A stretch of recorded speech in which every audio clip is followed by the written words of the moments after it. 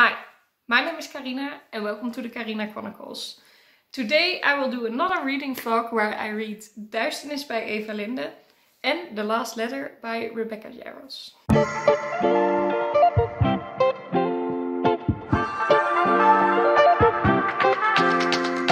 So as I'm filming this, I actually already finished Duisternis. I needed to finish it by Monday.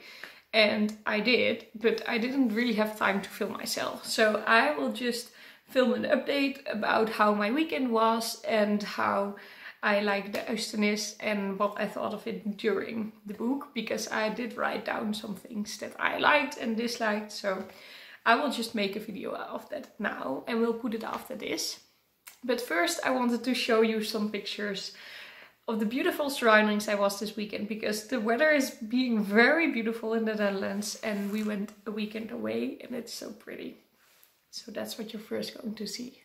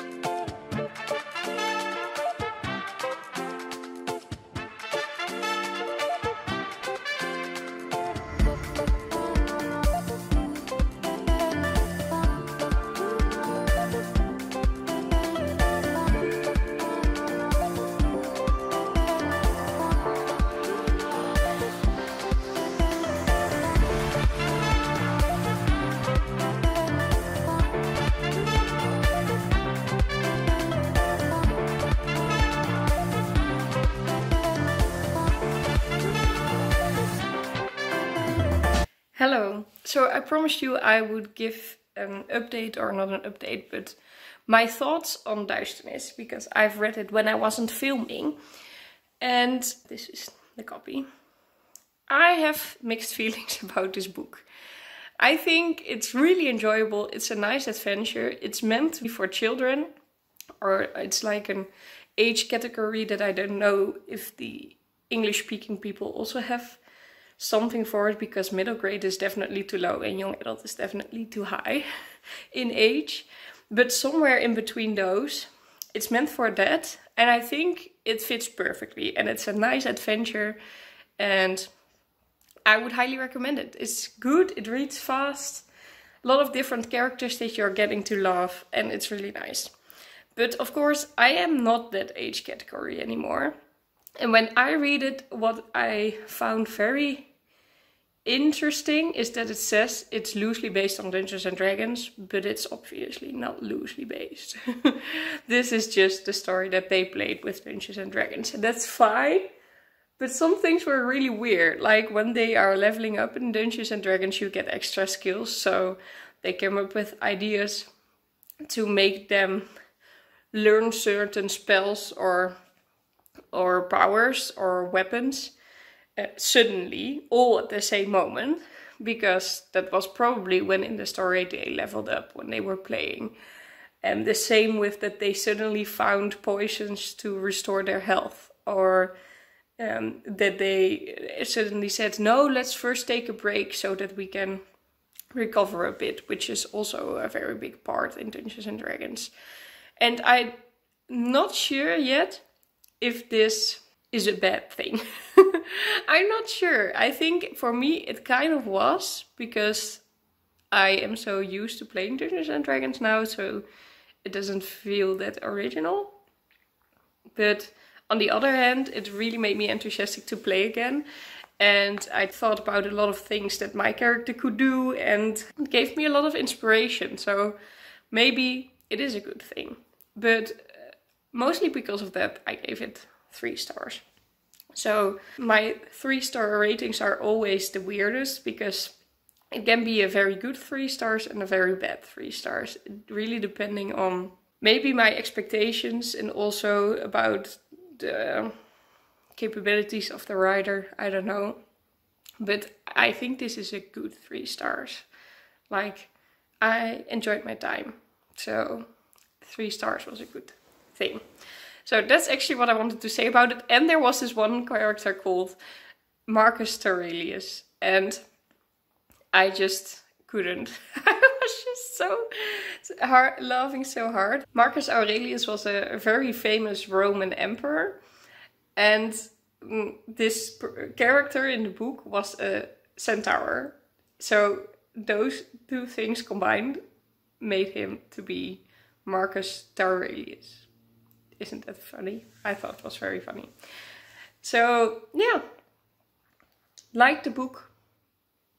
I am curious to see the rest of their adventures. There's supposed to be 7. So I have something to look forward to.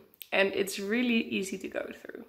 So I would recommend this mostly for a little bit younger people. And maybe if you didn't play Dungeons and Dragons. Because then it's more of a surprise what's going to happen. And then I've got some other bad news.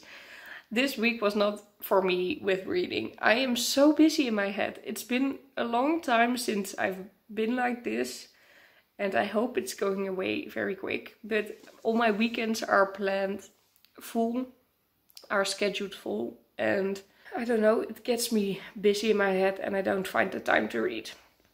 It is fine, but that means that I didn't really read this week. So I can also not tell you about the new book I was going to read, being The Last Letter by Rebecca Yarros. And I thought I might as well read you the synopsis on the back. Because then at least you know what I will be getting myself into next week. Beckett, if you're reading this, well, you know the last letter drill. You made it. I didn't. Get off the guilt train, because I know if there was any chance you could have saved me, you would have. I need one thing from you. Get out of the army and get to Telluride. My little sister Ella's raising the twins alone. She's too independent and won't accept help easily, but she has lost our grandmother, our parents, and now me. It's too much for anyone to endure. It's not fair. And here's the kicker. There's something else you don't know that's tearing her family apart. She's going to need help. So if I'm gone, that means I can't be there for Ella. I can't help them through this, but you can. So I'm begging you, as my best friend, go take care of my sister, my family. Please don't make her go through it alone. Ryan. So, this sounds like a heartbreaking story. And I'm taking it with me this weekend on a nice trip with friends. But I will probably not be able to read as much anyway. But really excited to read it. Also, next week it's the 30th of April. Which means it's going to be the last day that I can actually read things for the readathon. I need to finish this one. Then I have 2 out of the 3 books for my readathon goals.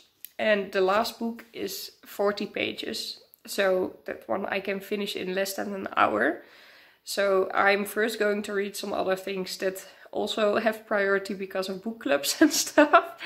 And then if on the 30th of April I still haven't gotten to that book, I will make sure it's a Saturday. So that's easy for me. Saturdays are always the days that I do have some time because I plan them full, but always from the afternoon. So I just get up an hour earlier and I can read an hour. That's my plans for Saturdays. So then I can still finish it. So if I can finish this book next week, then I'm certain that I will reach all my goals for the readathon. So that's something good. And by the way, this one was what I put up for inscription, being a book that is intimidating to you. And this one was because I needed to finish it really quick. So yeah, this one is going to be for artificiary. And that means that I need a book that's taking place on Earth. So this one is excited for it. And I hope I will be able to have read it next week. So that was actually already it for this video. I really hope you liked. If you did so, please leave a like. Next Wednesday will be the next episode in my zodiac sign tag. So you can look forward to that. And I'm also planning on making another play card for my deck of cards with book quotes. So if you have another book quote that you would want me to paint, please leave it down below. Maybe I will do yours next. So all those things you can look forward to.